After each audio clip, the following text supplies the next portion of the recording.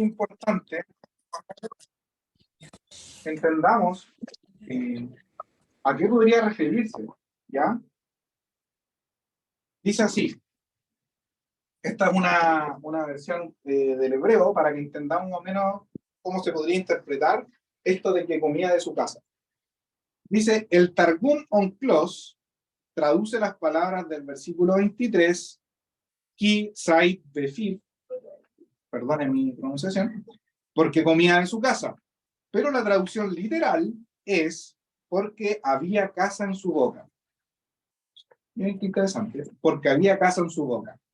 El Midrash asocia la palabra casa a la idea de engaño y de trampa, con la cual el cazador apresa a los animales, porque cuando uno caza, ¿qué es lo que tiene que hacer? Acechar, engañar, para poder atrapar al animal. Entonces la idea que quiere decir esto es que Saúl de una u otra manera era como lo que se conoce como veleitoso, como que engañaba al padre, como que era salamero, esa es como la idea.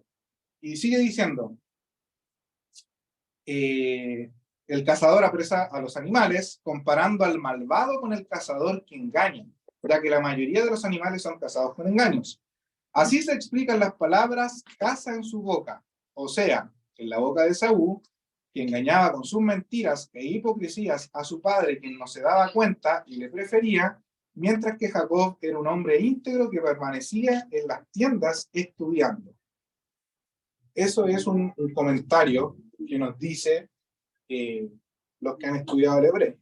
Entonces también es interesante tenerlo en mente, porque nosotros decimos, Esaú que preparaba cosas como de la casa, y quizás va más allá, sino que es como que es un hombre engañador. Habíamos dicho que, ¿te acuerdas que dijimos cuáles eran los primeros cazadores en la Biblia? Nimrod. Nimrod era uno. ¿Y el otro? Ismael. ¿Y qué se dice de Nimrod? Poderoso delante de Dios, o sea, iba contra Dios. Ismael, habíamos dicho de que era un hombre que iba a ser una nación fuerte. ¿Y qué dijo de Ismael respecto a sus hermanos? Que se iba a confrontar a sus hermanos. Entonces también tenemos ahí algo referente a lo que es casado. Entonces, si nosotros entendiéramos ahora, ya va a ir cerrando el capítulo 25, si entendiéramos de mejor manera, ¿cómo podríamos definir a Esaú? Con estos antecedentes. Un hombre que era hipócrita y que engañaba a su padre con su salamería, sus palabras, podría ser, si es que tomamos este significado de que había casa en su boca, ¿ya? Son estos hijos que dicen amar a sus padres, ¿no? Que yo te amo mucho, no sé qué, pero a la hora de los que hubo, ¿dónde estás? O a la hora de los que hubo, o solo buscan quizás el tenerlo en bien para las bendiciones. ¿Se han dado cuenta que hay en las familias a veces interesados en las bendiciones, o en lo que va a dejar, o en las herencias, no sé qué? Entonces también podríamos nosotros pensar o tener en mente esto de que Esaú engañaba al padre con su actuar. Si es así, tiene más sentido de que efectivamente él haya menospreciado completamente la primogenitura. Una persona que solamente vive el hoy, una persona que no tiene proyección, que no entiende cuáles son los derechos que da la primogenitura ni los deberes, ¿cómo nosotros podríamos definirla? Ahora, pongámonos en esta situación de Esaú y Jacob y tratemos de aplicarlo a nuestra vida. ¿Les parece? Nosotros, la palabra nos enseña que somos los primogénitos por Jesucristo, nuestro Salvador. Ahora, ¿qué responsabilidades, qué derechos y responsabilidades hay en nosotros que nosotros podamos estar descuidando? Pensemos un poco en eso, como para ir aterrizando y aplicándolo. Quizás no es efectivamente lo que dice el texto, pero vayamos aplicándolo a nuestra vida. No sé si quieren que lo leamos primero. Leamos entonces del 5:25, del 27 en adelante. para seguir con nuestra tradición de lectura. Así que dale, Paul. Puedes comenzar tú y ahí para atrás.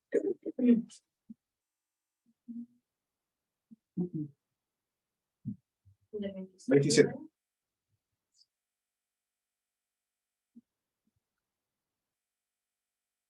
Y crecieron los niños, y Esaú fue diestro en la casa, hombre del campo, pero Jacob era varón quieto, y habitaba en tiendas.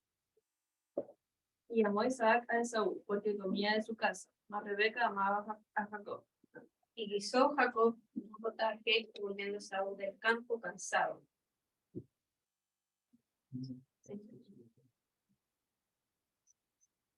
Dijo a Jacob: te ruego que me des a comer de ese guiso rojo, pues estoy muy cansado, y por tanto fue llamado su nombre Edom.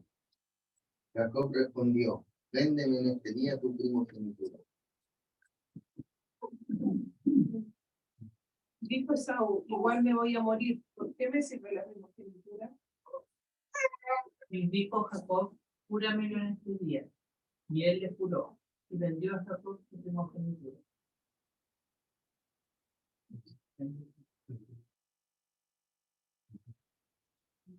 Entonces Jacob dio a Esaú pan, y le invitaron a las lentejas, y él comió y bebió, y se levantó y se fue. Y así la mujer de Esaú la primogenitura. Ok. Pensemos un poco entonces.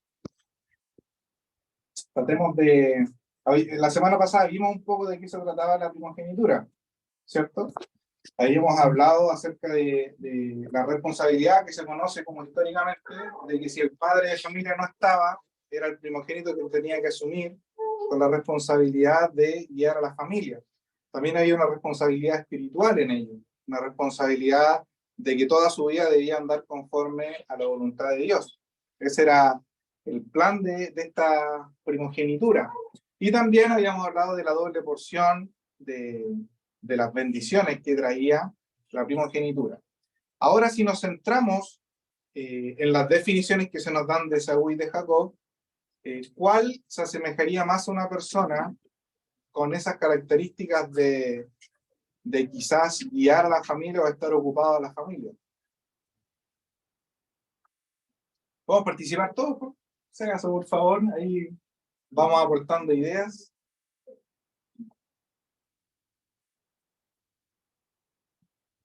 ¿Es Esaú un ejemplo de primogénito, por así decirlo, siendo él el primogénito físicamente? ¿Es una persona como él a la que la Biblia se refiere como, o que podría ejercer la primogenitura, o el llevar al clan, el llevar a la familia? ¿Qué les parece a ustedes eso?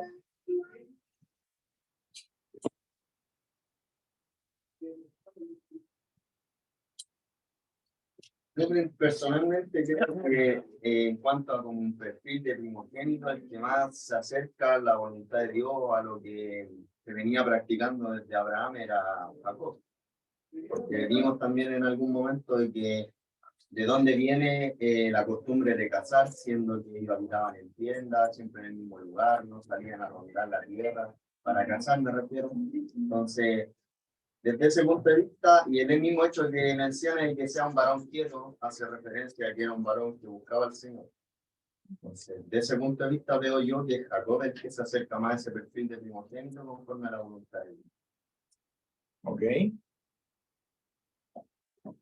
¿Algo más que podamos ir añadiendo ahí? Bueno, también añadir lo que leí recién acerca de quizás cómo era Esaú se comportaba para con su padre. Bueno, eso dice mucho. Y ya centrándonos en los últimos versículos, ya para ir terminando el capítulo 25, es súper importante que nosotros veamos cómo es el pensamiento de Esaú. En el versículo 32, una vez que él le dice, dame de tragar eso rojo, o como dice acá en nuestra traducción, te ruego que me dejes a comer de ese guiso rojo, pues estoy muy cansado.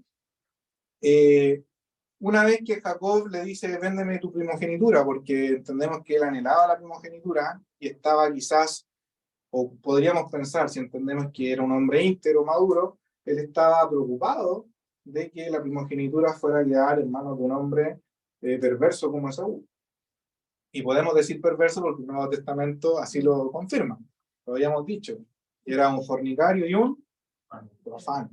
O sea, tomaba lo sagrado en pocos. Entonces, como una persona que toma lo sagrado en poco iba a ser capaz de seguir con la descendencia, con la simiente del Señor? ¿Vale, Marco? Sí, a mí me causa igual impresión. Ya, te lo voy a quitar. Lo quito. ¿A quién me va a servir la primogenitura?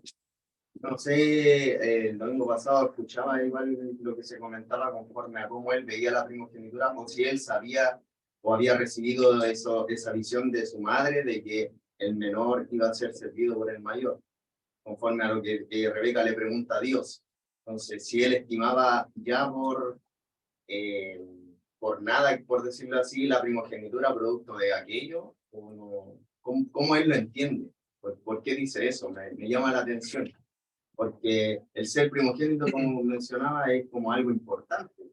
Es el encargado, es el que hereda todo del padre o la porción más grande para poder guiar incluso a su familia si el padre no está. Entonces, que él diga eso, más allá de que haya sido así como la acción de por querer comer y todo rápido, haya dicho eso, me llama la atención. ¿Qué es lo que se pudo deducir de eso? Si él lo entendía de esa manera. No sé si me expliqué en cuanto a la pregunta que él planteó. Tu pregunta es, quizás, ¿cómo ve Saúl la primogenitura? ¿Eso? Claro, ¿y por qué menciona, por qué dice, de qué me sirve la primogenitura? Así como haciendo, despreciando la primogenitura. Ese es un punto importante porque, ¿cómo podríamos, por eso yo pregunto, ¿cómo podríamos definir a Esaú? Esaú es una persona que pensaba en el futuro, es una persona que tenía proyecciones en su vida, por así decirlo.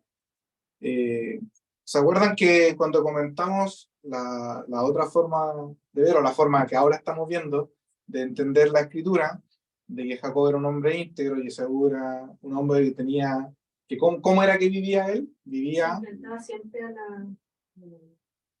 como era la casa, al tema de morir. ¿Cómo? Porque él casaba y se enfrentaba siempre al tema de morir, entonces yo creo que eso se cuestionaba. Pero también hay un tema de que Esaú, cuando él emite este tipo de comentarios, es como aquellas personas que dicen, comamos y bebamos porque mañana moriremos. ¿Se recuerdan cuál era la definición de fornicario? Porque fornicario no es, la definición bíblica, no es solamente alguien que está solamente en pecados sexuales. El hecho de la fornicación es alguien que no puede retener los impulsos, que desea tenerlo todo ya. Entonces, imagínense, Esaú llega del campo y ve eso rojo, y lo único que quiere Esaú es eso rojo y eso rojo. Y no va a quedar tranquilo hasta tener eso rojo, porque Esaú quiere lo rojo. Entonces, esa, para que se haga la idea, esa es la forma en que él se presenta, dice, yo quiero eso rojo. Y él tenía simientes, había fruto, había ganado, podía pedir y lo hubieran atendido, pero él quería eso. Entonces, esa es un poco la mentalidad de que tenemos que entender que por qué se nos dice en el Nuevo Testamento de que él era fornicario y era profano. Porque una persona que vivía de acuerdo a lo que él quería, no a lo que Dios quería, y tenía un poco lo que Dios quería, que es lo sagrado. Entonces, si nosotros nos ponemos en ese plano, tenemos dos hombres, Jacob y Esaú, completamente distintos. Un hombre que es, de acuerdo a la descripción de la Biblia, un hombre que es malvado. Todo aquel que tiene en poco las cosas de Dios no es alguien bueno, es alguien malvado. Más aún sabiendo cómo venía la bendición de Dios y teniendo el testimonio de sus padres y de sus abuelos, en cómo fue que Dios los tomó, los bendijo, los hizo una gran nación. Todavía estaba en proceso, pero iban a ser una gran nación. Entonces, y por el otro lado tenemos a Jacob, un hombre íntegro que quizás entendió cuál era lo que Dios quería y lo que Dios estaba obrando en la familia, y de esta manera él es que empieza a ocuparse, quizás, esa fue un poco la temática de la reunión pasada. Jacob fue dirigido por Dios, lo hizo bien, lo hizo mal. Ahí estábamos, ¿se acuerdan? Ahí estábamos dilucidando un poco y tomando una postura. Dale, Andy. Yo quería mencionar que respecto a cómo podemos ver a Saúl y a Jacob, yo creo que acá en embrión se nos hablan de varias cosas, como figura, como sombra, porque, por ejemplo, si nos remontamos un poco más atrás a Abraham con Sara y con, ¿cómo se llama la sirvienta? Se me olvidó el nombre. Agar. Con Agar. Con Agar podemos ver, por ejemplo, que el nacimiento que tiene Ismael, podríamos decir que es según la carne, lo que habíamos hablado. Sí. Porque pecan ambos y conciben bueno, los tres pecan y conciben a Ismael, y después nace Isaac, en este caso, de Dios. Entonces podemos ver el tema de la vieja naturaleza o del hombre carnal nacido de carne, y el hombre que es nacido de Dios por algo divino, en este caso que era el nacimiento de Isaac a una mujer que no podía naturalmente tener hijos. Y ahora, en este punto, vemos que desde el vientre, si hacemos, o cómo podemos definir a Saúl y a Jacob, respondiendo a tu pregunta, creo que también el Señor quiere, a raíz de todo lo que ya nosotros sabemos, que también hagamos quizás el punto del alcance de decir que es la guerra que existe o esta discrepancia que hay entre la vieja naturaleza y la nueva naturaleza que se ve desde el vientre en Rebeca, entre Esaú y también, y en este caso, Jacob. ¿Por qué? Porque si Esaú es todo lo que representa lo fornicario y lo profano, podemos decir que la carne representa todo eso en nosotros. El viejo Elías, el viejo Andrés, la vieja, no sé, póngale el nombre de ustedes, que representa todo aquello. Y podemos ver por otro lado a Jacob, que tiene por alta estima la primogenitura, tiene por alta estima el honrar a su padre, tiene por alta estima el gobernar bien la casa de la cual había de ser heredada, en este caso los bienes de Isaac. Y nosotros podemos ver que también la Biblia dice que nosotros somos coherederos juntamente con Cristo, pero en la nueva naturaleza que Él hace. Entonces podemos ir viendo que todo esto nos va hablando de lo que es la vida cristiana. O sea, yo entiendo que acá está en embrión el desarrollo de una vida cristiana. O sea, el ver los puntos de vista que tiene una vida cristiana. Podemos ser Esaú en nuestra vida o podemos actuar como Jacob. Entonces, la guerra que hay interna en Rebeca, que después es manifestada y sale a la luz, es lo mismo que nosotros vivimos día a día. Podemos estar o andando como Jacob anduvo, que es lo que el Señor nos manda, andar en la nueva naturaleza, o andar en la vieja. Entonces, para mí al menos la definición, más allá de lo que se diga de ambos personajes, me llama la atención que Moisés, al decir, por ejemplo, por eso su nombre fue llamado Rojo, dando a entender de que la consecuencia de lo que Esaú dijo en ese momento con Jacob tiene una trascendencia importante, porque más adelante vamos a ver que el pueblo de Israel cruza el Mar Rojo y muchos dicen que ahí es donde también se asentaron, en este caso la descendencia de Esaú, en el Mar Rojo. Entonces, en ese sentido yo digo, esto puede darnos luces de que Dios nos está diciendo la pelea, la batalla, la lucha, la discordia que va a haber, y tuvo toda la vida de Jacob, entre ambos. Entonces, la vieja y la nueva naturaleza aquí al menos yo la veo en embrión a raíz de todo lo que ya te he manifestado. ¿Yale, todavía quieres opinar? ¿Que no te la cosa la mano?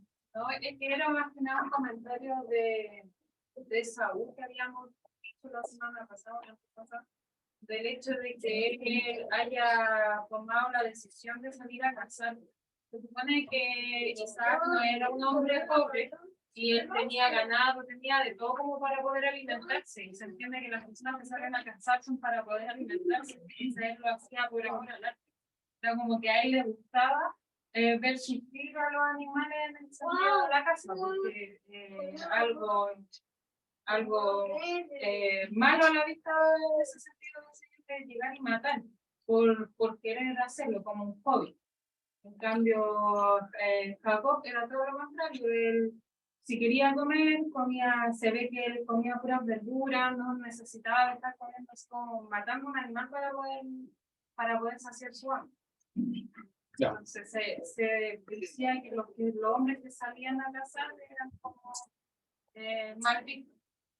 Ahí habría que hacer una distinción, porque recordemos que también tenían ganado y comían del ganado. Sí, pues no, pero No, me refiero no era de... a lo que se habla de, no sé, con Nimrod, Elías, ya Ismael, Ismael, entonces, claro. entonces no lo hacían por necesidad, lo hacían por placer. A eso. Ya. Mati, ¿tú también habías levantado? No, pero ahora no sé. ¿Sí? Así era conforme a mi pregunta, pero se fue aclarando. Ya. Sí. Fíjense lo que dice el versículo 32. Luego de que Jacob le dice, véndeme en este día tu primogenitura. Dice, entonces dijo Esaú, he aquí yo me voy a morir. ¿Para qué pues me servirá la primogenitura? ¿Cómo podemos interpretar estos dichos de Esaú? He aquí yo me voy a morir. En ese momento, ¿voy a morir? ¿Cómo lo podemos entender? Si dice que venía muy cansado, o famélico, o estaba muy flaco a punto de morir, es como las interpretaciones del hecho de decir que venía muy cansado. ¿Cómo entendemos entonces el versículo 32 de acuerdo a lo que ya hemos visto de Esaú? Lo que nos hemos hecho la imagen de Esaú. Dice, he aquí, yo me voy a morir. ¿Para qué pues me servirá la primogenitura? ¿Está pensando que en ese momento se iba a morir? Nina. Parece a la misma forma que tienen ahora de hablar los hombres que no creen en Dios, que no piensan en su vida, en su alma, por así decirlo. Piensan a dónde iba a parar su alma después de muerte. Entonces, hacen lo que quieren porque no tienen cuenta de eso. En total se van a morir y no creen en la vida eterna ni nada. No piensan que tienen que dar cuentas, no piensan que hay un creador que no te cuenta nada. Claro. En este aspecto parece mucho al hombre carnal. Pero particularmente en Esaú, ¿él por qué motivo lo dijo de esa manera? He aquí yo me voy a morir. Podríamos decir que Esaú estaba pensando que iba a morir en ese momento. ¿Era pobrecito Esaú que se iba a morir? Un poco, eso es lo que quiero que pensemos. Yo creo que es solo una justificación para conseguir lo que él quería. Porque es la forma de despreciar todo. O sea, él vivía su día a día y él quería el guiso. Él quería el potaje, él quería comer. Y siento que es netamente una justificación. Es como decir, no, pero si no importa, pues si yo lo quiero. Es como cuando uno se va a comprar algo. No importa, si total, a fin de mes me pagan otra vez, entonces me lo voy a comprar. Lo quiero. Claro. Entonces siento que es netamente como para justificar el hecho de que él quería comer. No está dando mayor importancia a lo que viene después, sino que es lo que él quiere conseguir ahora. Claro. Se sigue manifestando este modo de pensar de cómo vamos y llegamos. Claro. Que mañana moriremos. Y acá ¿por qué es importante entenderlo? Porque si nosotros decimos, él se va a morir en esa ocasión, tendríamos que pensar mal de Jacob. Ve que su hermano se está muriendo, y en ese momento le dice, véndeme tu primogenitura. Entonces, ¿qué es lo que quiere decir Esaú? En algún momento me voy a morir. ¿Para qué me va a servir la primogenitura? Esto está pensando. O sea, ¿de qué me sirve? Y él está pensando. Tenía ese temor que por este momento casarme y le daba menos valor a la justicia. Podría ser, aunque no está explícitamente en la escritura, claro, pero el hecho es que no tan solo por él ser cazador tenía ese pensamiento. En su vida vemos que se manifiesta de esa manera. Claro. Sí, esa misma pregunta a mí me ha hecho pensar. Y yo entiendo de esa pregunta es que él menosprecia totalmente la primogenitura. Claro. Porque él podría haber, poniéndome quizá en el caso, si él le hubiera importado la primogenitura, le hubiera dicho, hubiera negociado, pero fuera la primogenitura, porque cuando a uno le interesa algo y al otro también, tratan de negociar de alguna u otra manera para que sea justo, por decirlo de alguna manera. Sea justo el trueque. Pero aquí uno ve que a él no le importa la primogenitura y la tranza. Porque si a él le hubiera importado, él le hubiera incluso hasta preguntado, ¿por qué mi primogenitura? ¿Por qué no puede ser algo de mi casa? ¿Por qué no te traigo, qué te gustaría comer y yo te lo traigo y lo canjeamos? Pero él menosprecia la primogenitura y le da lo mismo. Dice, total, igual me voy a morir. O sea, no soy eterno y la primogenitura en algún momento igual se va a ir, así que te la cambio por el potasio. ¿En qué está pensando Esaú entonces? No está siendo visionario. Pero ¿en qué está pensando? En satisfacerse él, Claro. ¿cierto? La primogenitura no era solo motivos de, heredo todo y soy el que más tiene. La primogenitura tenía un sentido de responsabilidad también. Así como tenía derechos, tenía responsabilidades. Dentro de las responsabilidades era el guiar la casa, tanto física, material y espiritualmente. Entonces hay todo un tema involucrado acá respecto a esta respuesta de Saúl. Andrés y después Marco. Sí, yo quería ligar la palabra morir con primogenitura, porque ¿qué tiene que ver una cosa con la otra? Podría preguntarse alguno. ¿O por qué es necesario que diga, qué tiene que ver la muerte aquí con el tema de la primogenitura? Porque la primogenitura se goza en vida, no se goza estando muerto. Entonces, el hecho de que él diga, he aquí yo me voy a morir, me da la impresión de que ahí es donde él, y entiendo también de dónde se toma el autor a los hebreos, para decir que profana, porque algo tan santo, tan en ese tiempo, y bueno, Dios siempre lo hemos visto así en la Escritura, el hecho de ser el primogénito, bueno, ya todos sabemos la implicancia que tiene, entonces me parece que aquí es donde se demuestra el verdadero corazón de Saúl o de por qué de su actor ahora y más adelante, porque él todo lo hacía en torno, o todo lo que vamos a ver más adelante que él hace, va a girar en torno a aquello, a que le interesa la hora y no la trascendencia de los actos que él realiza.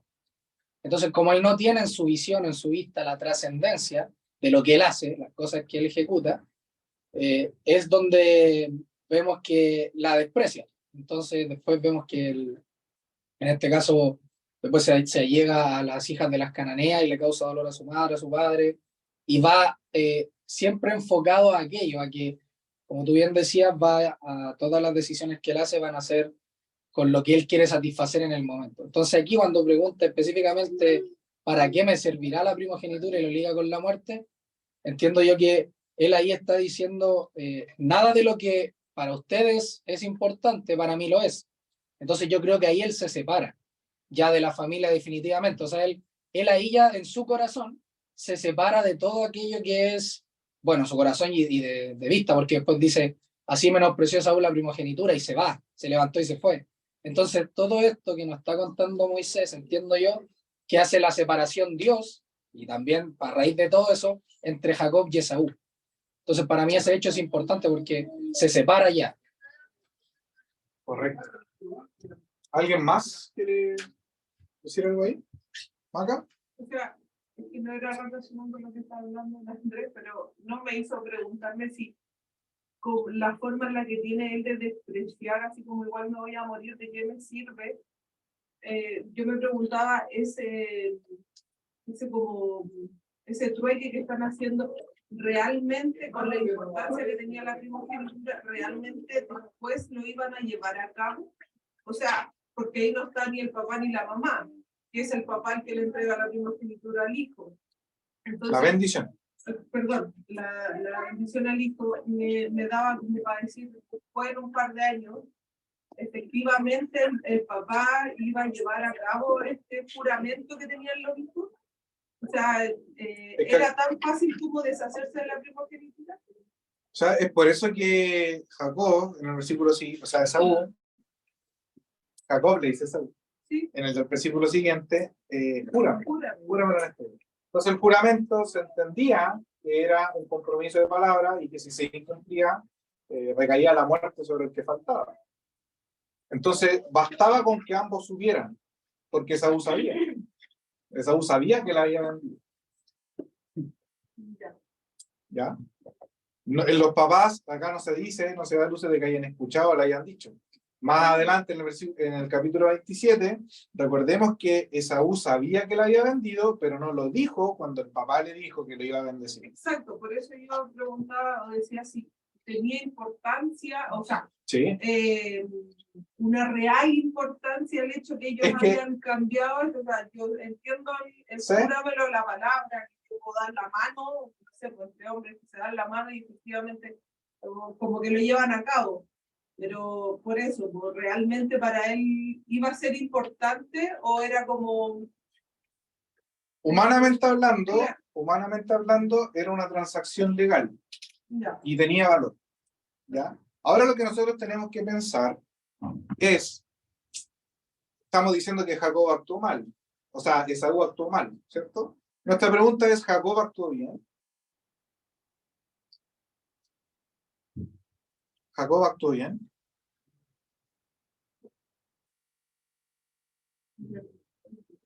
¿Hizo Jacob la voluntad de Dios? ¿Dios le dijo que hiciera esto? Son interrogantes que tenemos que tener. Ahora, otra cosa muy importante es la siguiente.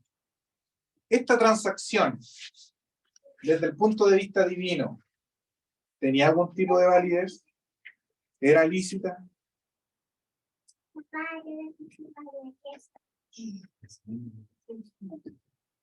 ¿Qué es lo que Dios ya había dicho acerca de Jacob y Esaú? El mayor servirá al menor. El mayor servirá al menor. El mayor serviría al menor. Eso dice el versículo. No, el menor serviría al mayor. El mayor serviría al menor. Eso es. El mayor servirá al menor. Eso nos dice en el versículo 22. Ahora, si Dios ya lo dijo, ¿fue Dios que movió a Saúl?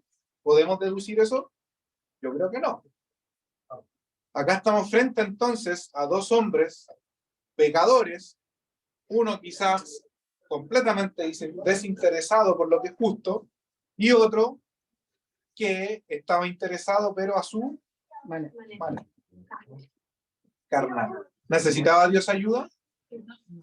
Entonces, acá hay algo muy interesante porque Lutero dice que esta transacción no era lícita porque Jacob estaba comprando algo que ya era suyo. ¿Recuerdan que la semana pasada, cuando lo vimos con mi papá, él nos decía, si Dios no está en medio de esta ecuación, no tiene sentido, porque él ya había dicho ya, volviendo un poco más atrás, la primogenitura desde el punto de vista de Dios, ¿tiene que ver con que el hijo nazca primero? No. ¿Quién es el que da la primogenitura? Dios. Entonces, ¿esta transacción es lícita delante de los ojos de Dios? ¿Cambia en algo lo que Dios ya dijo? No. Entonces, Jacob estaba comprando algo que ya era suyo porque Dios ya se lo había dado. Y Esaú está vendiendo algo que no le pertenecía.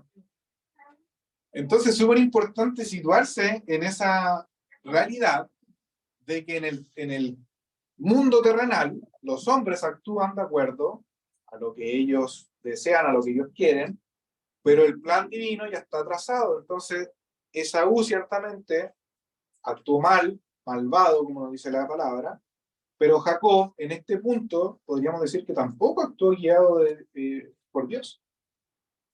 También podemos decir que él falló, pero ¿cuál fue la falla más grave? La de Esaú, obviamente. Tuvo un poco lo sagrado. Andrés. Sí, yo iba a mencionar que ahí es donde entra en juego el conocer la voluntad de Dios, porque por eso hablaba yo de la vieja y la nueva, porque cuando uno está acá en el mundo, nosotros que vivimos acá en esta esfera, no sabemos la voluntad de Dios para nuestras vidas de manera concreta, certera desde que nacemos o cuando somos jóvenes. Eso se va revelando, Dios es el que va encargándose de irnos mostrando cuál es su voluntad personal para nuestras vidas. Entonces yo entiendo que aquí es donde también podemos ver el hecho de lo vital que es la comunicación del creyente con Dios, porque si no, no tenía cómo Jacob saber que la primogenitura era suya, porque habíamos entendido que habían dos opciones, si Rebeca se lo dijo o no se lo dijo. Si se lo dijo, sabemos que peca entonces garrafalmente Jacob, pero si no se lo dijo, peca, pero no peca a sabiendas, peca por ignorancia. pero aún así es pecado. Pero de todas maneras, yo creo que lo importante acá también que nos deja ver Moisés es que tenemos que estar en constante comunicación porque Abraham pecó cuando no consultó a Dios si iba a Egipto o no iba a Egipto, cuando si iba a donde Abimelech o no iba a donde Abimelech. Entonces, todo ese tipo de consecuencias que tiene uno, la mayoría pasan porque no nos comunicamos con, en este caso, con la voluntad del Señor, pues no estamos alineados a su voluntad. Correcto.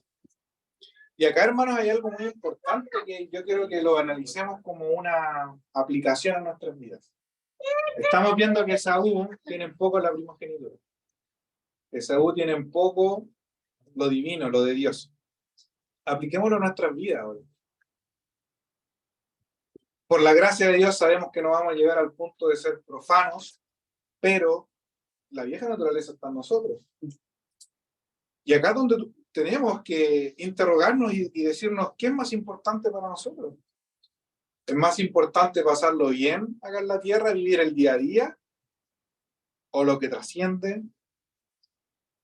Tomar nuestras responsabilidades en la casa, en nuestros hijos, traspasar las verdades divinas, o disfrutar de los deleites temporales del pecado. Entonces es súper importante que lo aterricemos y veamos que probablemente, como decía Andrés, sea un embrión de lo que ocurre en nosotros. Que hay una vieja naturaleza que lo único que quiere es satisfacerse, y hay una nueva naturaleza que busca y anhela lo que es de Dios, que podríamos entender graficada en Jacob, no por él, no por los hechos que comete, sino por Dios quien obra. ¿Cierto? Entonces, pensemos un poco, ¿qué en nuestras vidas, qué cosa podría ser más valiosa que nuestro Señor? No digo que lo sea, digo cómo lo vivimos nosotros. Porque nosotros somos muy fáciles para decir, oh, Esaú era el peor. ¿Y tú? ¿Y yo? Si nos pusieran en una encrucijada entre nuestra familia y el Señor, ¿a quién escogeríamos? Entre un partido de fútbol y el Señor, ¿a quién escogeríamos? ¿Qué es ser profano? ¿No es tener en poco lo sagrado? ¿Tienes tú en poco lo sagrado? ¿Tengo yo en poco lo sagrado? Silencio, loco. Es bueno que nos hagamos estas preguntas, hermanos. Porque en nuestro modo de vivir, nuestro modo de vida, nuestro cristianismo, nos vamos a someter o vamos a ser sometidos a tener este tipo de decisiones que tomar. ¿Qué es más importante para ti? ¿Tener un trabajo o honrar al Señor? Si tu trabajo no te permite honrar al Señor, ¿qué decisión voy a tomar? Yo, si veo que estoy con un jefe que no honra al Señor, que me hace la vida imposible, por así decirlo, o que me impide algo, si estoy yo viviendo,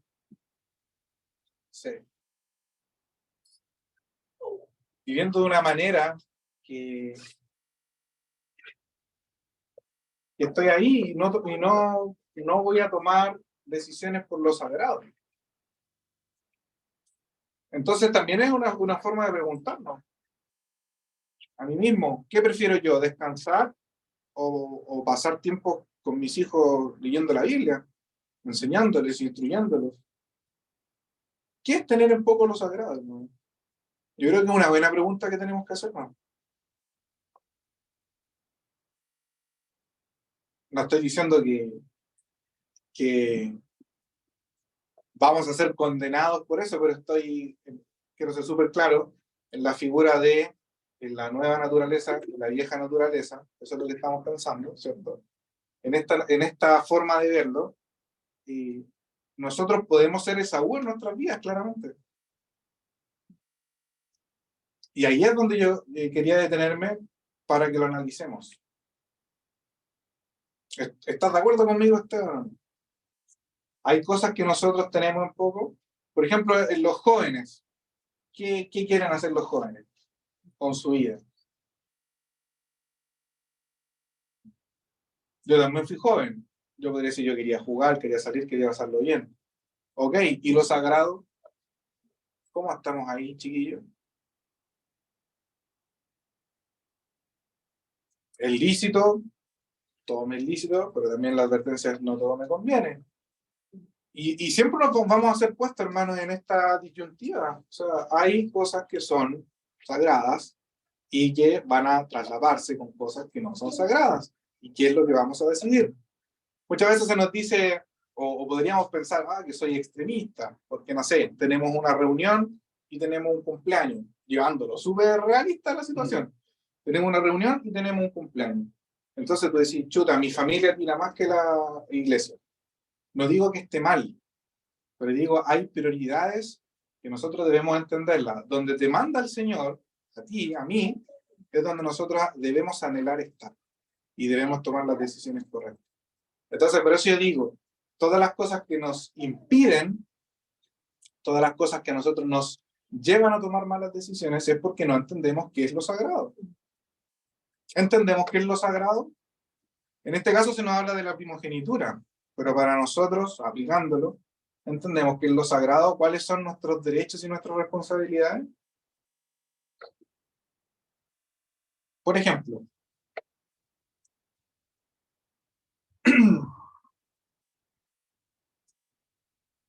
en Efesios 1, del 3 al 14, dice que todas estas cosas son nuestras. Tenemos toda bendición espiritual, la bendición de ser escogidos en Jesús, la adopción en la familia de Dios, la aceptación de Dios en Jesús, la redención de nuestra esclavitud del pecado, el perdón verdadero y total, las riquezas de la gracia de Dios, la revelación y el conocimiento del misterio de la voluntad de Dios. Tenemos una herencia eterna, tenemos la zarra del Espíritu, la garantía de que el Espíritu Santo está morando en nosotros. Y si nosotros tenemos todo eso, ¿por qué hay momentos en que nosotros lo descuidamos? Lamentablemente lo descuidamos. Y queremos satisfacernos a la carne. Entonces también es importante tener en consideración esto. Yo sé que no nos gusta muchas veces cuando nos confrontan, cuando nos confrontamos y nos dicen, oye, las decisiones que estás tomando son las adecuadas, ¿estás honrando al Señor con tu vida? Y yo me pongo a mí primero, a todos nos toca nuestra parte y el Señor es quien tiene que tocar en los corazones de cada uno de nosotros y llevarnos a hacer su voluntad. Acá no hablo por temas puntuales ni personales ni buscando condenar a nadie por si acaso. Sería yo el primero que sale tranquila. Pero acá es súper importante eso, hermanos. Tenemos todas las bendiciones de Dios que también son responsabilidades para nosotros. Si yo como papá, llevándolo al ámbito familiar, no traspaso las bendiciones de Dios a mis hijos, estoy pecando. Si yo no los instruyo en el camino, estoy pecando. Estoy teniendo un poco lo sagrado que Dios me ha revelado. Y es algo súper serio. Es algo súper serio que después va a redundar en nuestros hijos, va a tener sufrimiento. Y son cosas que nosotros tenemos que estar muy atentos. Aquellos que somos papás, aquellos que van a ser papás, aquellos que van a formar una familia, desde ya, estar pensando en las responsabilidades no es algo malo y no es algo de que hoy ya estáis pensando como viejo, no, es asumir tu edad, es asumir tu responsabilidad. Estás llegando a los 15, 16, 17, 18, 20, 23, oye, vas a ser un hombre, vas a ser una señora, Daniel aquí, presente. Hay decisiones que ir tomando, cosas que ir considerando. Andrés. Sí, respecto a eso, ahora también podría responder por qué Saúl dice, he aquí yo me voy a morir. ¿Para qué pues me servirá la primogenitura? Porque si lo digo con lo que vienes diciendo, muchas veces nosotros nos justificamos y tenemos la respuesta al tiro a aquello de lo cual nos justificamos. Por ejemplo, pensaba yo que antes cuando estaba estudiando, yo decía, ya, ¿qué problema hay que me quede estudiando y falta la iglesia o me acuesta más tarde? Y por último, la iglesia antes, en el tiempo que yo estudiaba, habían 2 reuniones, en la mañana y en la tarde. Entonces yo decía, voy a una, total, claro, voy a la tarde, total, en la mañana, total, igual voy. Entonces muchas veces uno tiene la respuesta y se autojustifica y actúa en base a esa justificación y cree que es lo mejor. Entonces pensaba yo que en este caso nosotros actuamos como Saúl en muchas de nuestras áreas y tenemos, como tú bien decías, un poco, porque pensaba que la primogenitura es lo primero de los frutos o lo primero de lo nacido, y eso es lo que el Señor tiene por consagrado. Eso es lo que se consagra, el primogénito, la primicia de lo que nace o de lo que sale de la tierra como tu cosecha. Entonces, en este sentido, uno no entrega eso, uno dice, si hay 3 reuniones, voy a una y con eso está bien, porque es el alcance que yo tengo. Cuando la voluntad del Señor es que nosotros le busquemos a Él en todas sus convocatorias. Pues entonces pensaba yo que claro que uno se justifica en eso y en muchas otras cosas muy puntuales, en el trabajo, cree que el trabajo justifica el faltar, por ejemplo. Muchas veces a mí me pasaba eso, que yo creía que porque trabajaba yo uno decía, oye, no puedo faltar porque el Señor me entiende, pero en verdad lo primero que Dios te pide es que tú te consagres a Él tú primero, no que tú consagres tu trabajo a Él, sino que tú primero y después eso se vaya. Entonces en ese tipo de cosas me pega fuerte porque uno es bueno para justificarse con uno mismo y de repente arrastra a la familia. Yo en este caso, ahora que me casé y tengo familia, uno muchas veces arrastra a los que ama en este tipo de cosas. Entonces igual es interesante entender qué primicia estoy entregando, porque puede ser que esté siendo como, en este caso, como Esaú, tratando de entregar algo que Dios no me pide. Y en este caso le entrega la primogenitura cuando no debía hacerlo. Correcto. Entonces, Yo quería comentar con respecto a que como Saúl, este personaje hambriento que viene del campo, y en base a eso me acordé de Mateo 4 cuando el Señor es llevado al desierto, y encuentro yo en estos pasajes como el contraste de aquel hombre que sí elige lo sagrado. Y no voy a leer. Dice, después de haber ayunado 40 días y 40 noches, vino a él el tentador y le dijo, si eres hijo de Dios, di que estas piedras se conviertan en pan. Él respondió y dijo, escrito está, no solo de pan vivirá el hombre, sino de toda palabra que sale de la boca de Dios. Bueno, después ahí lo tienta de nuevo, pero finalmente él termina diciendo que el Señor Jesús. Entonces, en el versículo 10, entonces Jesús le dijo, vete, Satanás, porque escrito está, al Señor tu Dios adorarás y a él solo servirás. El diablo entonces le dejó y aquí vinieron ángeles y le servían. Yo encuentro en este texto como el contraste de aquel ejemplo supremo, de aquel que pone lo sagrado por primero, en vez de su hambre, porque él era hombre, el Señor era hombre y sentía hambre.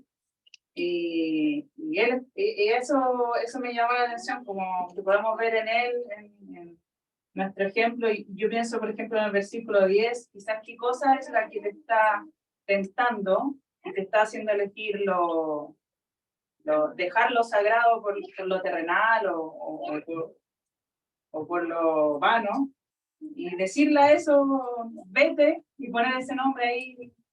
Aquí, en este caso era Satanás que lo tentaba, pero aquello que yo digo, mi vida, que me tienta a dejar las cosas del Señor de lado y decirle, vete, vete, porque escrito está, el Señor tu Dios adorarás y a él solo servirá. Entonces, eso es como quería comentar, hacer ese ejercicio de poner ahí en ese versículo esa cosa que en tu vida te aleja de las cosas de Dios y decirle, vete, porque solo al Señor todo debe venir primero. Eso. Bueno, a todos hermanos los que estamos acá, hay cosas que nos van a tentar, nos van a seducir. En el mundo de las redes sociales quitan mucho tiempo. También la dopamina, todo lo que se segrega de la satisfacción automática, también es para ponerlo delante del Señor. Es normal que pase 1 hora en una red social y no lea mi Biblia ni 10 minutos. ¿No es eso despreciar lo sagrado? Son preguntas que tenemos que hacernos. Yo pongo el ejemplo de la red social, pero puede ser cualquier otra cosa. Y en esto nosotros evadimos nuestra responsabilidad. Hoy en día nosotros tenemos todo para ser una gran familia, para ser un gran hombre y una gran mujer de Dios. Lo tenemos todo. Tenemos a Dios de nuestro lado, tenemos el Espíritu, la nueva creación está en nosotros. Pero ¿cómo son nuestras decisiones? Porque si tomamos decisiones como Esaú, nos vamos a ir al hoyo. Y vamos a llevar a todos con nosotros. Entonces es súper importante el evaluar nuestra vida respecto a esto. ¿Para qué pues me servirá la primogenitura si me voy a morir? Si un ratito nomás, si me voy a morir, ¿cómo en mi vida no voy a haber visto un ratito una película, algo? No sé, ponga usted ahí lo que le toque. ¿Ya? Luego dice, no sé si alguien más quiere comentar ahí, para ya ir dando cierre. Luego dice entonces, Jacob dio a Esaú pan y del guisado de las lentejas, y Esaú come y bebe, se levanta y se va. Así menospreció Esaú la primogenitura. Así la menospreció. O sea, él quería satisfacerlo, come, se levanta y se va. Por eso es que se le llama fornicario y profano. Es súper importante también, volviendo al tema de las decisiones que nosotros nos vamos a ver enfrentados, tal como decía Coté, ¿cuáles son? Primero, ¿entendemos lo que es sagrado? Si lo entiendes, hay que vivirlo. Si no lo entiendes, debemos procurar entenderlo, ¿cierto? Luego, ¿tenemos las herramientas para tomar buenas decisiones? Sí las tenemos. Tenemos el Espíritu, tenemos el mayor ejemplo de nuestro Señor Jesucristo, que Él dijo, apártate de Satanás, escrito está, el Señor tu Dios adorarás y solo a Él servirás. Y aquí se nos vienen varias cosas. ¿Se puede servir a dos señores? No se puede servir a dos señores. Porque o amará y aborrecerá. Entonces también es un tema, quizás que nos salimos un poco del contexto de lo que estamos estudiando, pero hace bien recordarlo. ¿Ya? Hace bien recordarlo como una pequeña exhortación o reprensión del Señor para nuestras vidas, el que no podemos procurar estar en paz, como se dice, con Dios y el diablo, ¿cierto? O vamos a uno, servimos a otro. Y con esto damos término al capítulo 25. Sí, al capítulo 25, no, al capítulo 25, con que Esaú menosprecia su primogenitura. Ahora, la primogenitura entendemos que es en el contexto humano, ¿cierto? Si lo vemos del contexto divino, ya estaba todo dicho, y aparte Dios decretado. Y lo que Dios decreta se va a cumplir sí o sí en el tiempo. Si no hay nada más que acotar acá, alguna duda, alguna pregunta, Nina, Juan Pablo, Martín, Janet, Mati, Esteban, ¿qué les parece este estudio, lo que hemos estado conversando? ¿Algún comentario para ir cerrando? Cari, Marco, ¿no? Ya. Pasamos entonces al capítulo 26. Capítulo 26 es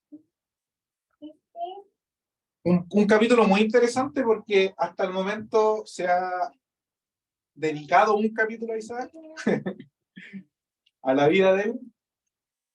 Son como que se ha nombrado, ¿no? Entonces, ¿quién era Isaac? ¿Cómo era? ¿Cómo actuaba? No está tan descrito. De hecho, algunos llegan a pensar que Isaac es como un puente nomás entre Abraham y Jacob. Eso es lo que piensan algunos. Pero acá tenemos que ver lo que nos dice la Biblia y qué es lo que nos quiere mostrar Moisés en el capítulo 26. Así que vamos a leerlo, por favor. Capítulo 26. Después hubo hambre en la tierra, además de la primera hambre que hubo en los días de Abraham, y se fue Isaac a Abimelech, rey de los filisteos en Gerar. Y se le apareció Jehová, y le dijo, no desciendas a Egipto, habita en la tierra que yo te diré.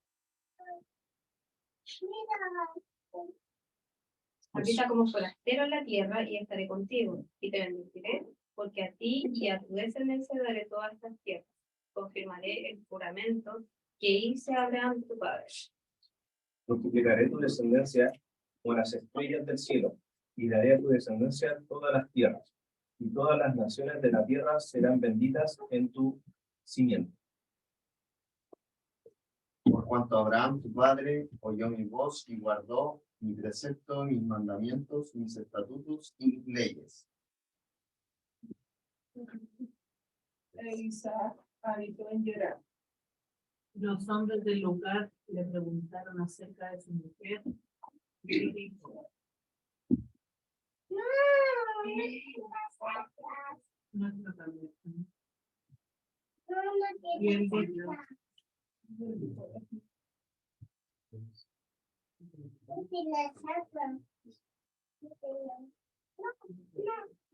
los hombres de aquel lugar le preguntaron acerca de su mujer y él respondió, es mi hermana, porque tuvo miedo de decir, es mi mujer, pensando que tal vez los hombres del lugar lo matarían por causa de Rebeca, pues ella era de hermoso aspecto.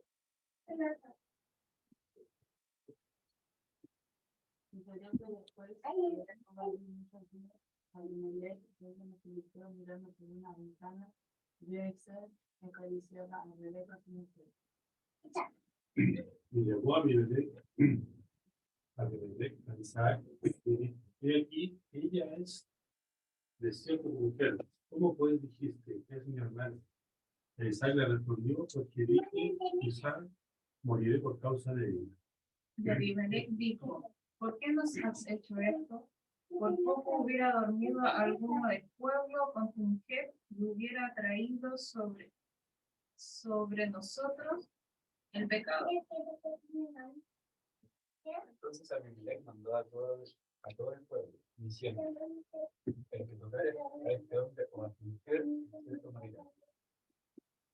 Y sembró Isaac en aquella tierra, y cosechó aquel año 100 por uno, dijo Jehová. El varón se enriqueció y fue prosperado y se engrandeció hasta hacerse muy poderoso.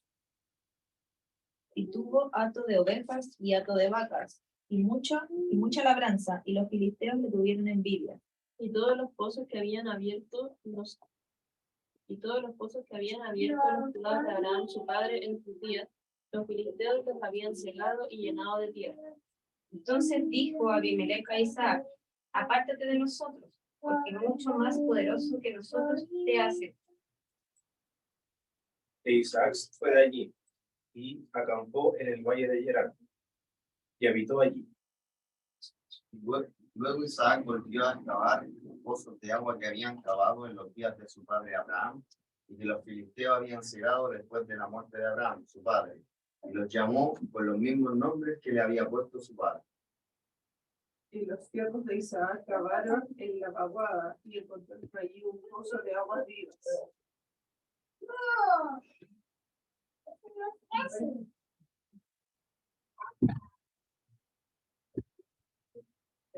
Los pastores de Gerar vinieron con los pastores de Isaac, diciendo, el agua es nuestra. Por eso llamó el nombre del pozo. Es seco.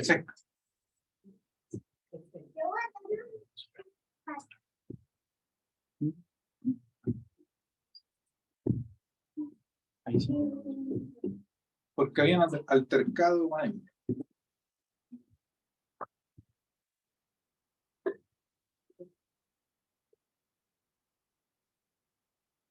Van en el 21, hermano.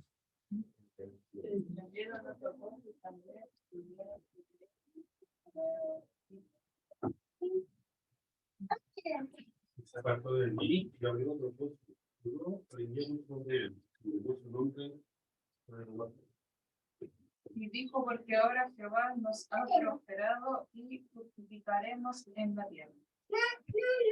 Ojo aquí, hermanos, que el número Sí. en blanco es el versículo. Sí, Y el el 20. número en azul no es el Son notas esas por si acaso, así que... Sí, para que nos vayamos guiando. Entonces el 23 tienes que leer, Janet. Y se apartó de allí y abrió otro pozo y no vinieron sobre él. Y llamó su nombre Rehobot y dijo, porque ahora Jehová nos ha prosperado y fructificaremos en la tierra. Y de allí subió a Berseba. Y se le apareció Jehová aquella noche y le dijo, yo soy el Dios de Abraham tu padre, no temas, porque yo estoy contigo, te bendeciré y multiplicaré tu descendencia por amor de Abraham mi siervo. Y edificó allí un altar e invocó el nombre de Jehová y plantó allí su tienda y abrieron allí los siervos de Isaac un pozo. Y Abimelech vino a él desde Gerar y a Usad, amigo suyo, y Ficol, capitán de su ejército. Y les dijo Isaac, ¿por qué venís a mí? Pues me habéis aborrecido y me echaste de entre vosotros. Y ellos respondieron, hemos visto que Jehová está contigo, y dijimos, haya ahora juramento entre nosotros, entre tú y nosotros, y haremos pacto contigo. Aquí dice contigo. Que no nos hagas mal, como nosotros no te hemos tocado, y como solamente te hemos hecho bien, y te enviamos en paz, tú eres ahora bendito de Jehová. Y él les ofreció un banquete y comieron y bebieron. Por la mañana se levantaron y se juramentaron el uno al otro, y despidiéndolos, Isaac partieron a su lado en paz. De su lado,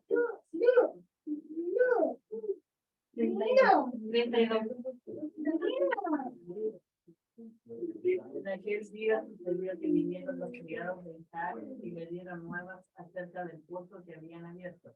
Y le dijeron, hemos hallado agua.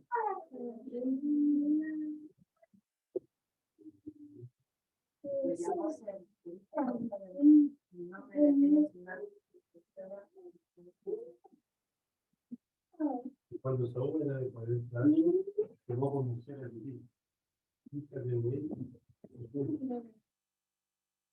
ya Basma, hija de Elón, Eteo. Y fueron amargura para Isaac y para Rebeca. Muy bien, lo voy a leer de corrido yo ahora para que tengamos más claro el contexto, ¿ya? Después hubo hambre en la tierra, además de la primera hambre que hubo en los días de Abraham. Y se fue Isaac a Abimelech, rey de los filisteos, en Gerar. Y se le apareció Jehová y le dijo, no desciendas a Egipto, habita en la tierra que yo te diré. Habita como forastero en esta tierra y estaré contigo y te bendeciré, porque a ti y a tu descendencia daré todas estas tierras y confirmaré el juramento que hice a Abraham tu padre.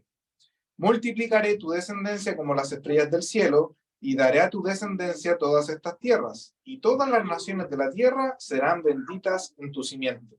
Por cuanto oyó Abraham mi voz y guardó mi precepto, mis mandamientos, mis estatutos y mis leyes.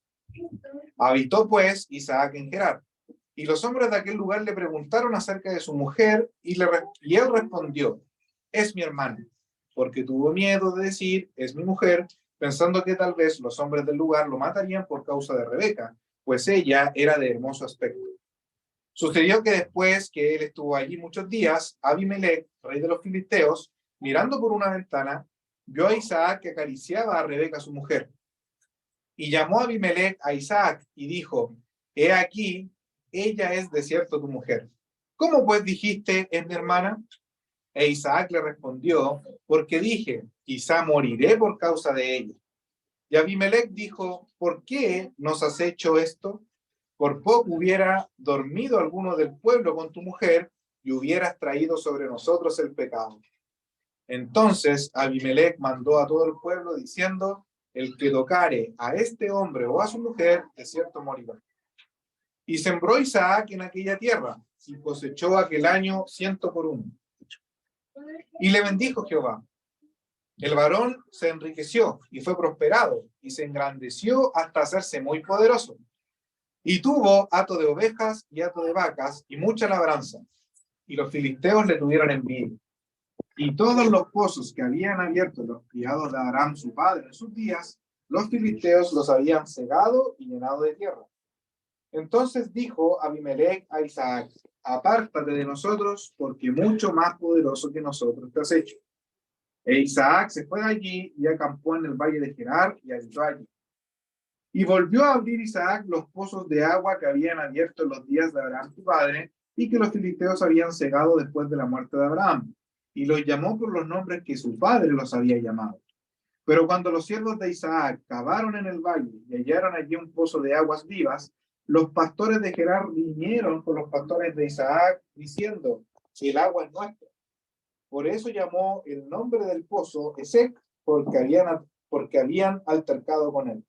Y abrieron otro pozo y también lo vinieron sobre él y llamó su nombre Sitna. Y se apartó de allí y abrió otro pozo y no riñaron sobre él, y llamó su nombre Rehobot. Y dijo: porque ahora Jehová nos ha prosperado y fructificaremos en la tierra. Y de allí subió a Beerseba, y se le apareció Jehová aquella noche, y le dijo: yo soy el Dios de Abraham tu padre, no temas, porque yo estoy contigo, y te bendeciré, y multiplicaré tu descendencia por amor de Abraham mi siervo. Y edificó allí un altar, e invocó el nombre de Jehová, y plantó allí su tienda, y abrieron allí los siervos de Isaac un pozo. Y Abimelech vino a él desde Gerar, y a Usat, amigo suyo, y Ficol, capitán de su ejército. Y les dijo Isaac: ¿por qué venís a mí, pues que me habéis aborrecido y me echasteis de entre vosotros? Y ellos respondieron: hemos visto que Jehová está contigo, y dijimos: hay ahora juramento entre nosotros, entre tú y nosotros, y haremos pacto contigo, que no nos hagas mal como nosotros no te hemos tocado, y como solamente te hemos hecho bien, y te enviamos en paz. Tú eres ahora bendito de Jehová. Entonces él les hizo banquete, y comieron y bebieron, y se levantaron de madrugada, y juraron el uno al otro, e Isaac los despidió, y ellos se despidieron de él en paz. En aquel día sucedió que vinieron los criados de Isaac, y le dieron nuevas acerca del pozo que habían abierto, y le dijeron: hemos hallado agua. Y lo llamó Seba. Por esta causa el nombre de Y cuando Esaú era de 40 años, tomó por mujer a Judith, hija de Beli, Teo, y a Basemat, hija de Elón Eteo, y fueron amargura de espíritu para Isaac y para Rebeca. ¿Qué les parece este capítulo 26? Me parece familiar. Me parece familiar. ¿Parece algo conocido? Muy.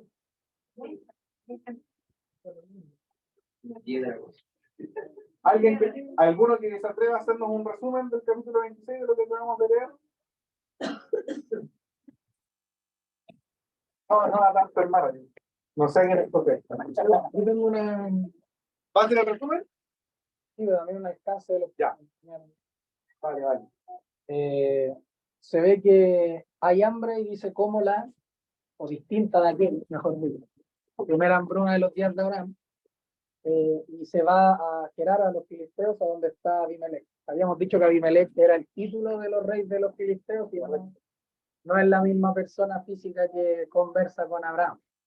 Entonces este rey Abimelech le permite vivir en Gerar, y ahí es donde Jehová se le aparece a Isaac, y podemos ver la primera vez que Jehová se le aparece como tal y le dice: no temas, yo estoy contigo, te bendeciré, etcétera, te multiplicaré, y le dice que por cuanto Abraham fue el que hizo tales cosas, yo te voy a bendecir a ti, etcétera, porque he jurado por mi nombre que lo iba a hacer, etcétera.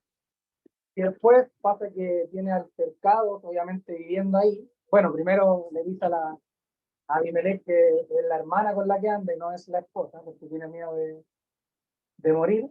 Entonces después tiene altercado ya una vez viviendo y habitando, ¿no? Y al ser bendecido 100 por 1 en las cosechas, en este caso los filisteos tienen envidia y ya riñen con esto. Claro, primero fue paz y después lo echan. Y ahí es donde ya él va y empieza a cavar los pozos que su padre Abraham, perdón, que su abuelo, padre, exacto.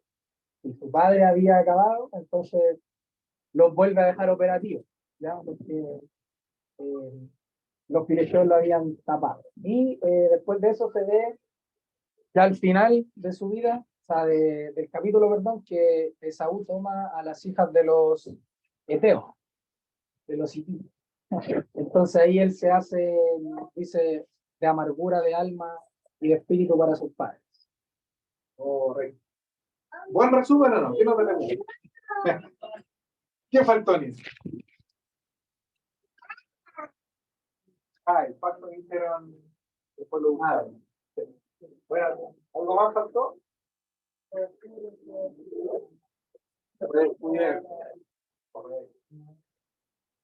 Por la similitud del texto, cuando le pasó con Abraham, hay muchos que proponen de que como la tradición oral se iba pasando de generación en generación, y Moisés, ¿cuántos años después que Abraham o que Isaac estuvo?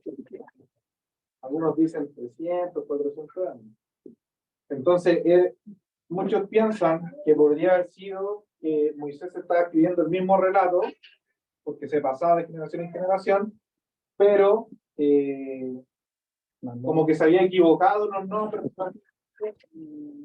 y que uno puso Abraham y ahora puso Isaac. Pero nosotros no creemos eso, porque explícitamente dice, además de la primera hambre que hubo en los días de Abraham. Entonces este era otro evento, claro.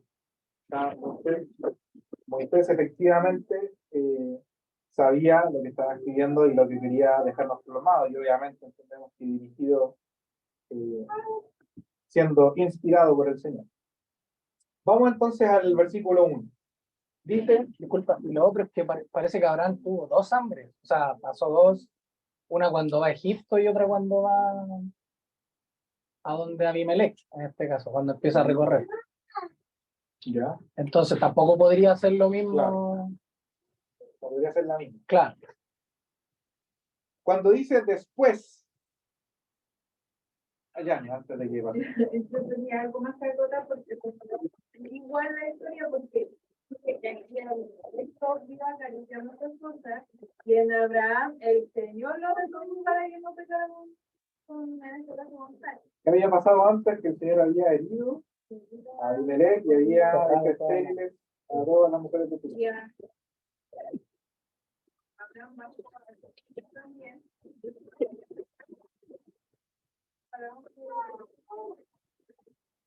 Correcto. Vamos entonces al versículo 1. Dice, después hubo hambre en la tierra. Detengámonos ahí. ¿Después de qué? De lo que aconteció con... ¿En qué momento? Si tratamos de ordenar esto cronológicamente, ¿dónde lo tenemos que poner? Después. ¿Después de qué? Esaú y de Jacob. Después, o sea que ellos van a Abimelech Después del pacto. con hijos. Claro. Van con hijos y aún así dicen que es La hermana. ¿que es la hermana? ¿Eso sería? Claro.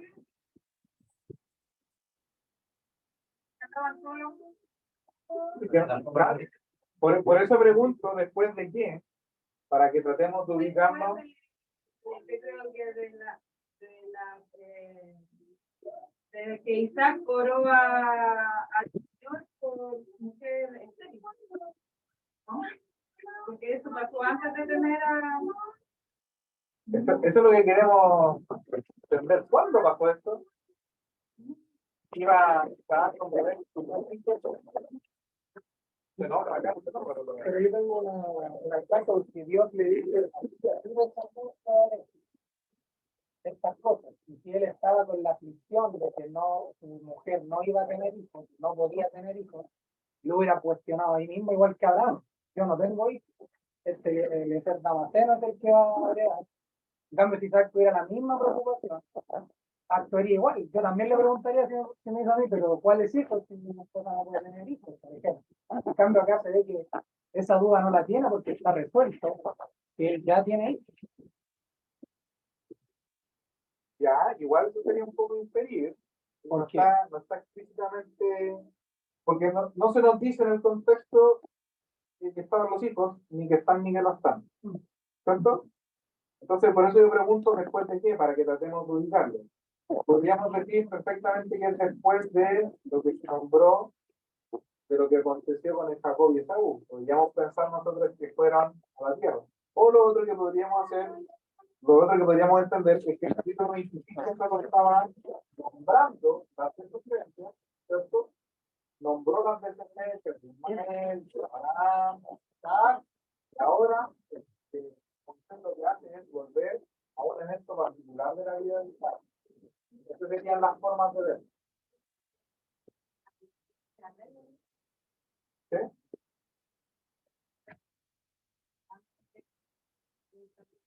¿Qué? Abimelech es el nombre, como César en los romanos, Abimelech en los filisteos. Entonces, el Abimelech no es el mismo, probablemente no sea la misma persona que estuvo con, pero tiene el mismo título que los días. Claro. Al final del hecho de que Isaac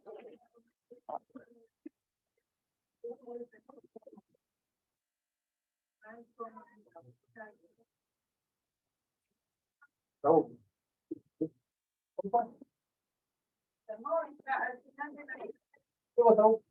Que Saúl toma mujer de los seteos, de los seteos. Ahí, y cuando Saúl. Ya. Si estaban o no estaban los hijos, para llegar al versículo, el último versículo, tendría que haber pasado harto tiempo, porque dice cuando Esaú era de 40 años. Entonces, ¿acá estaba Esaú o no estaba Esaú? Podríamos pensar que estaba, si es que estaba, tiene que haber estado joven, y ocultaron ocultó a toda su familia Isaac. Tratemos de entender.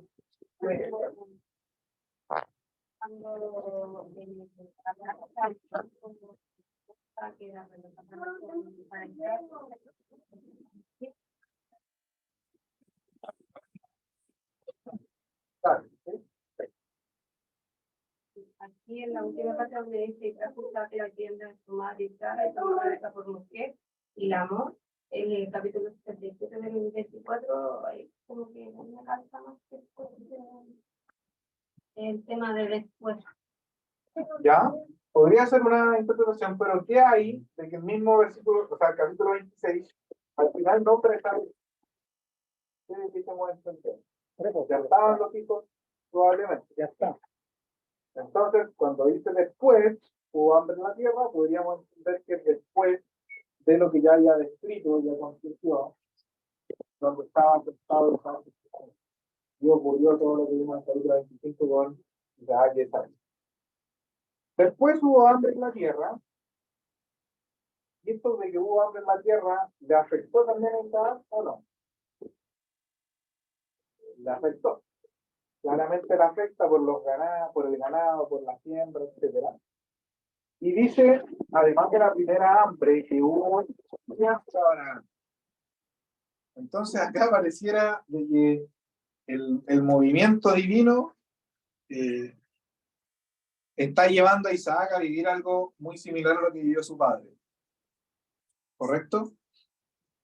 El hecho de que diga además de la primera hambre, lo habíamos dicho ya, pero bueno, reiterarlo, de que no es el mismo evento, está narrando un evento completamente distinto a lo que sucedió con Abraham.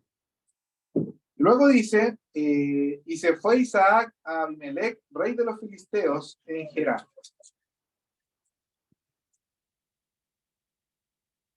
¿Qué podemos pensar o qué podemos sacar de este extracto del versículo 1 que dice, y se fue Isaac a Abimelech, rey de los filisteos, en Gerar? ¿Qué hace Isaac de similar o de distinto que su padre? ¿Sí? Uno podría pensar que no consulta a Dios, ¿Ya? porque dice se fue Isaac, pero en otras versiones aparece que fue encaminado ¿Ya? a Gerar, y me calzaría más eso, que él fue encaminado, no que partió por las suyas, porque Dios le dice, mantente en esta tierra porque yo te bendeciré y te multiplicaré, no temas, etc. Entonces, y aparte Dios lo bendice 100 por 1 y todo lo que sea. Entonces a mí me da a pensar de que es distinto a los primeros de Abraham, y que bueno que Moisés también lo diga, que la hambre es distinta y como actúa también Isaac, porque en este caso va respaldado por Dios. ¿Ya? Pero hay un punto acá. Si fuera así, ¿por qué Jehová se le tiene que aparecer y decirle, no desciendas a Egipto? ¿A dónde iba entonces realmente Isaac? A Egipto. A Egipto. ¿Y a dónde fue Abraham cuando hubo hambre? A Egipto. Por eso dice que fue encaminado, porque o si no, él hubiera ido a Egipto, efectivamente.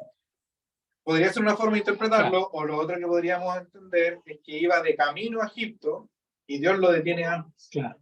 ¿Cierto? Entonces dice, se fue Isaac a Abimelech, rey de los filisteos, en Gerar. Y se le aparece Jehová. ¿Dónde? En Gerar. Ahora, ¿quiénes eran los filisteos? ¿Quiénes eran ellos? ¿Eran un pueblo grande, chico? ¿Qué información tenemos de los filisteos? ¿Nos acuerdan?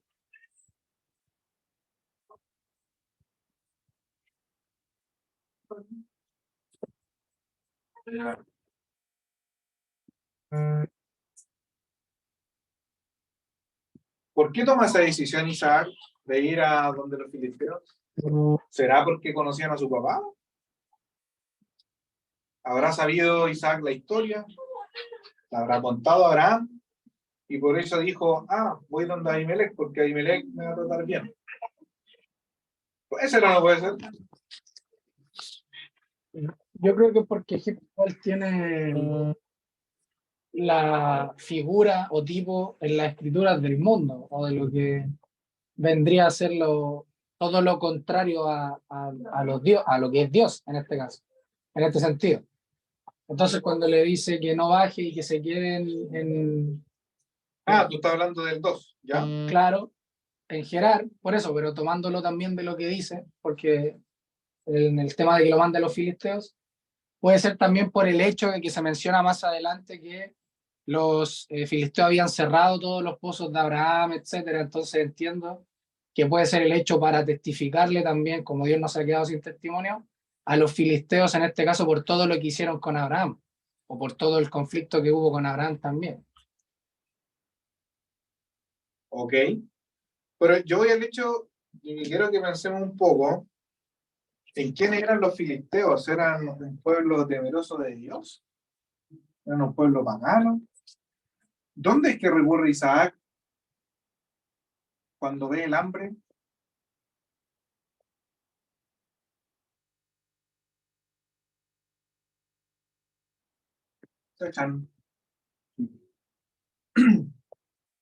Tampoco se ve acá en Isaac que consulte a Dios. Él ve el hambre y es movido a salir, o a buscar donde hay comida, o donde puede estar mejor. Se le aparece Jehová y le dice, no desciendas a Egipto, habita en la tierra que yo te diré. Y ya estaba entonces con los filisteos en Gerar. Entonces ahí Dios le dice, quédate en esta tierra, habita en la tierra que yo te diré. Luego el versículo 3 dice, habita como forastero en esta tierra y estaré contigo y te bendeciré. Entonces hay una intervención divina de que él mismo le dice, ok, tienes que quedarte acá con los filisteos. ¿No les parece extraño que haya esta instrucción de quedarse entre los filisteos que no son un pueblo que tema a Dios, por así decirlo? Un pueblo que es pagano, que adoraban a otros dioses, y que a lo largo de lo que viene más adelante en la historia del pueblo de Dios, los filisteos eran súper amigos de los israelitas, ¿cierto? Eran aliados. No eran enemigos acérrimos. ¿Qué evento en el futuro nos recuerda harto a los filisteos? David. O cuando toman el arca.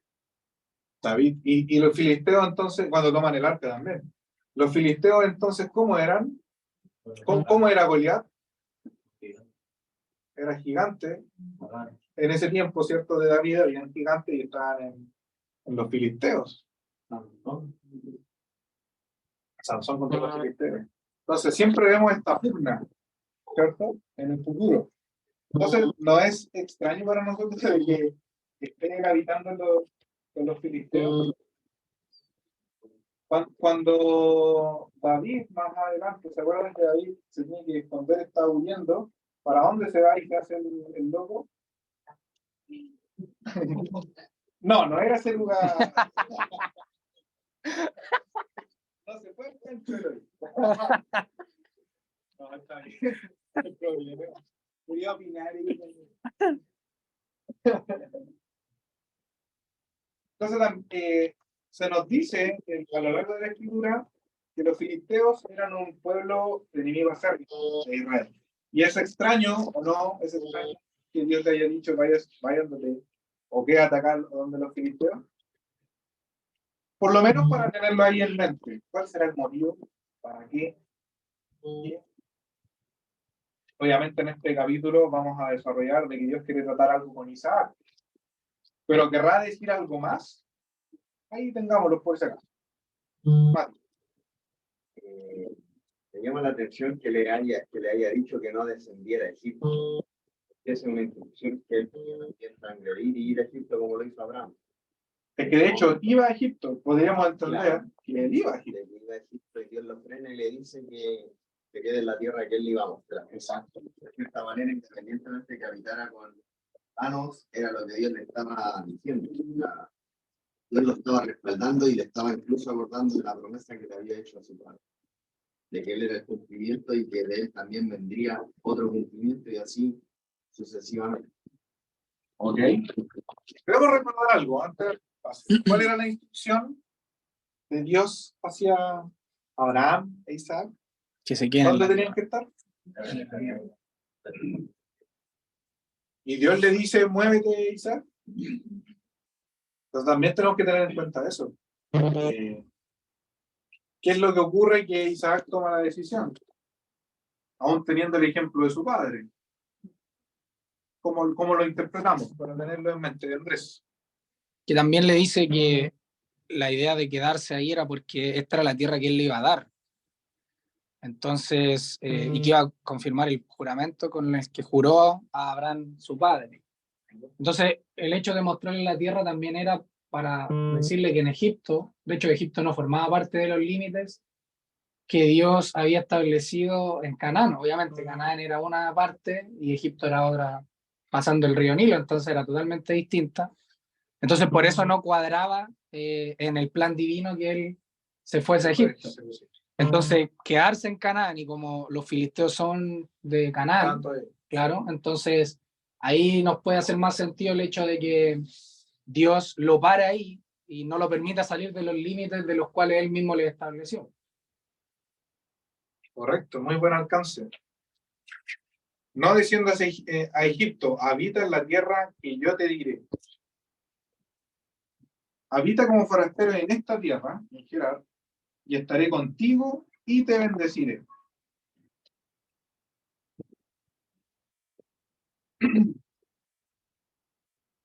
Cuando dice, habita como forastero en esta tierra y estaré contigo. ¿Por qué dice como forastero? Obviamente no era del pueblo filisteo, pero esa tierra es la que estaba prometida para ellos. ¿Por qué le dice habita como forastero? Quizás todavía no venía el tiempo de la conquista. Solamente tenía que estar ahí para pasar el hambre, y algo Dios iba a orar ahí, quizás algo que iba a mostrarle. Como ese era un pueblo pagano, el hecho de él de forastero significaba no hacerse parte de las costumbres en las que ellos vivían. O sea, él moraba en su vivienda de forma distinta o vivía de forma distinta al resto. Significaba no hacer lo mismo que hace el resto, no seguir las costumbres. Muy buen alcance. Exacto. Y lo mismo aplicamos nuevamente a nosotros, en esto de habitar como forasteros. A nosotros se nos dice que somos peregrinos y extranjeros acá en la tierra, porque no pertenecemos a la tierra. Y esto de habitar como forastero está muy bien descrito. Sigue tú con tu identidad y no tomes la identidad de los filisteos, por así decirlo. Habita como extranjero, como forastero. O sea, es como tú vas a estar ahí, quizás te vas a ver beneficiado por el tema de la hambruna que había, vas a poder mantener a los tuyos, pero hasta ahí no más. Ya, podría ser eso. Mali. En cuanto a la tierra de Gerar, era parte del dominio que posteriormente iba a tener como promesa de la tierra. Sí. Era parte de... Estaban en Canaán todavía. Sí, y haciendo como me alcanza ese punto, y los grandes hombres de Dios en cuanto al Antiguo Testamento, cuando por ejemplo vemos el caso de Daniel en Babilonia, vemos el caso de José también en Egipto, todo eso también nos ayuda a entender de que el hombre de Dios es íntegro y no se contamina, independientemente de su entorno. Y a eso es lo que también le está haciendo alcance Dios a él, de que viva, y también lo hizo con Abraham, porque Abraham también se dice que él estando en Canaán, en la tierra, él habitaba como forastero. Y ahí espiritualizándolo también uno entiende de que Abraham tampoco no anhelaba esa tierra, sino que la tierra que se le dio, que se le mostró. Correcto. Y es bueno detenerse en eso porque ¿qué nos dice Hebreos 11? Por la fe, habitó en tiendas junto a Isaac y Jacob, fue heredero de la misma promesa.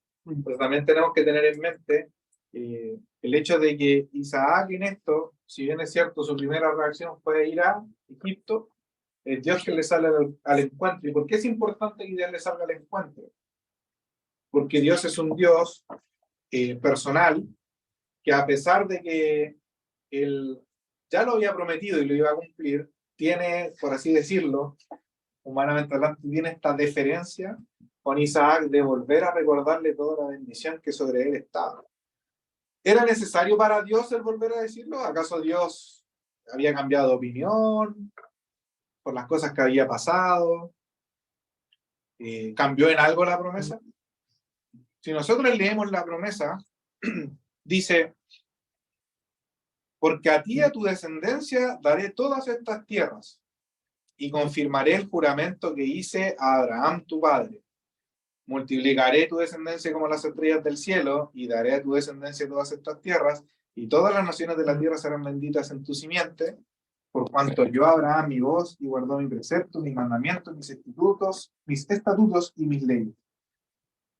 Cuando el Señor les dice,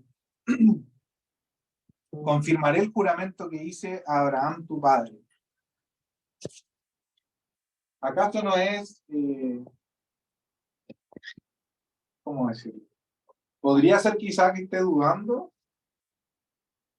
Están pasando por hambre, no ha tenido una revelación de Dios, ya tenía la simiente, pero decía, chuta, tengo la simiente, ahora vamos a morir de hambre, tiene una hambruna.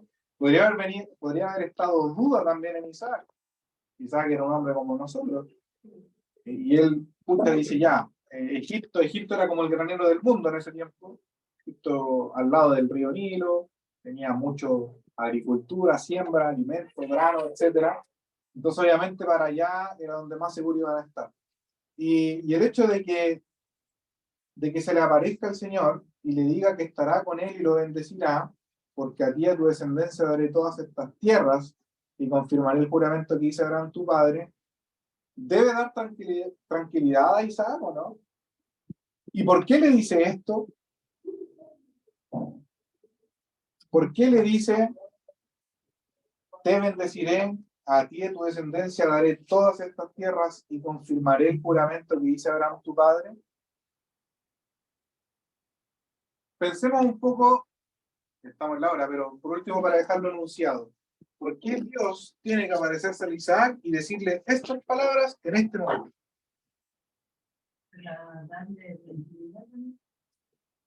Ya, para darle tranquilidad. ¿Conocía Dios el corazón de Isaac? ¿Qué podría haber estado Dios preveyendo en Isaac? Que no se le olvidara la promesa. Que no se olvidara la promesa por un lado. ¿Qué más? Que lo viera por donde iba. En donde quiera. ¿Para dónde iba Isaac? A Egipto. Dios lo tiene que frenar. Y le dice esto. ¿Por qué le dice esto? ¿Qué había en el corazón de Isaac? Yo creo que, al igual que como Dios trabajó con Abraham, con Isaac debería hacer lo mismo.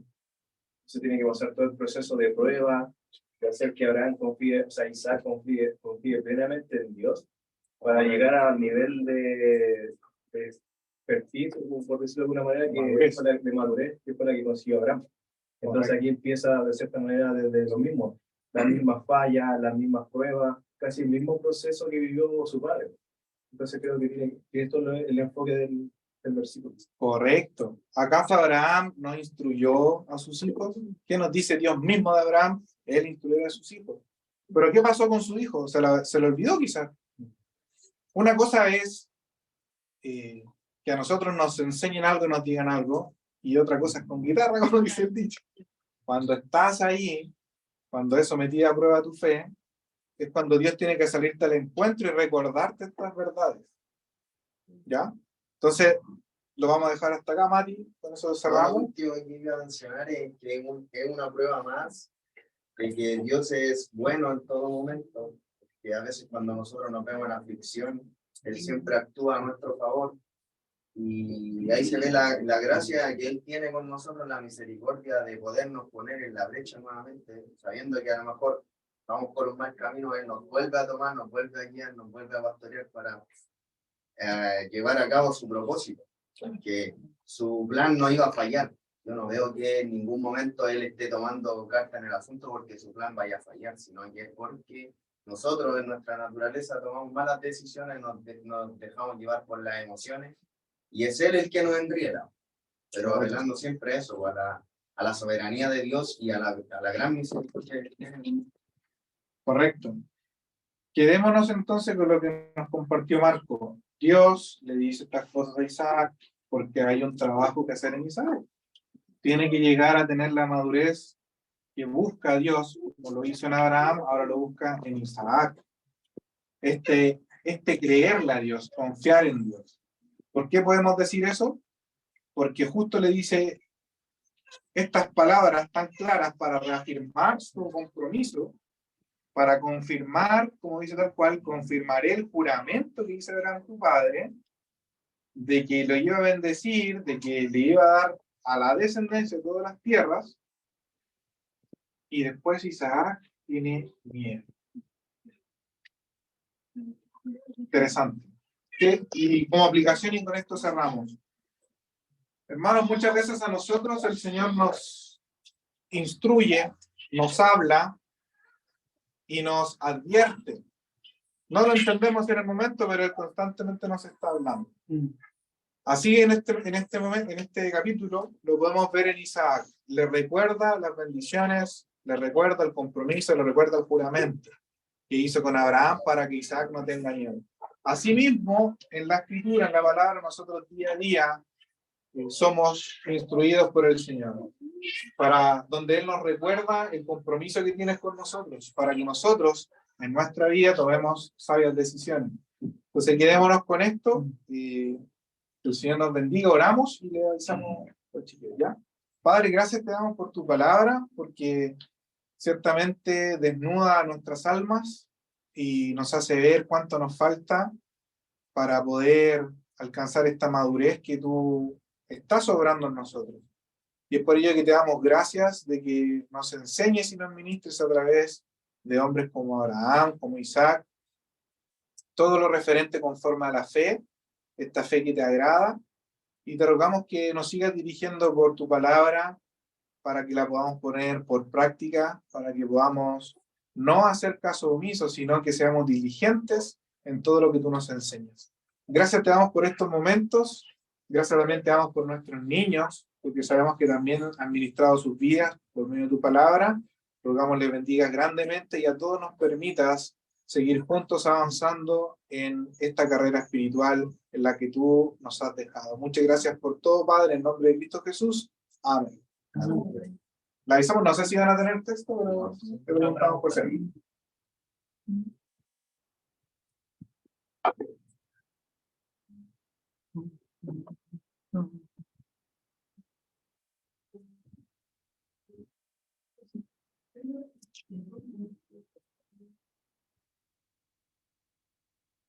Ya, termina. Lo dejamos bien entonces, hermano. Los niños van a terminar adentro de eso. Saludos y bendiga a su hermano.